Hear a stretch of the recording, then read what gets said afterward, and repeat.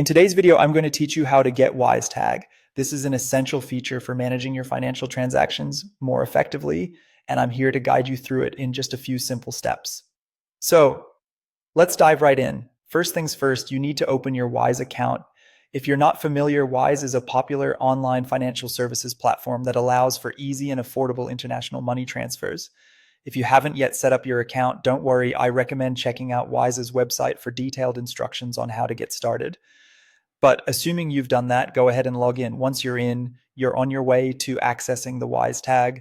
After logging into your account, the next step is to navigate to the payments section of the platform. This step is crucial because payments is where you'll find the tools you need to handle various transactions. On the Wise platform, the payments section should be fairly easy to spot, either from your dashboard or through the main menu. So take a moment to locate it, then click on it to proceed. Now that you're in the payments section, your focus will be on finding the payment tools. These tools are designed to help you better manage and streamline your financial activities within Wise. Underneath the payment tools section, you should find your Wisetag waiting for you. It's typically located just below, so keep an eye out for that. Once found, you'll have your Wisetag readily available, making your transactions smoother and more organized.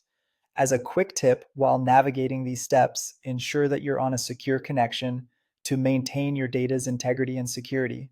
Also, familiarize yourself with the platform's layout, which can help you in locating different features beyond the Wisetag.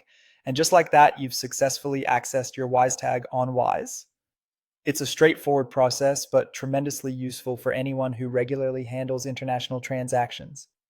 With your Wisetag at your fingertips, you're now equipped to manage your finances with greater ease and efficiency. Thank you for tuning in, and I hope you found this guide helpful. If you have any questions or need further clarification, feel free to reach out in the comments below. Don't forget to subscribe for more tutorials on mastering financial tools and resources. Until next time, have a wonderful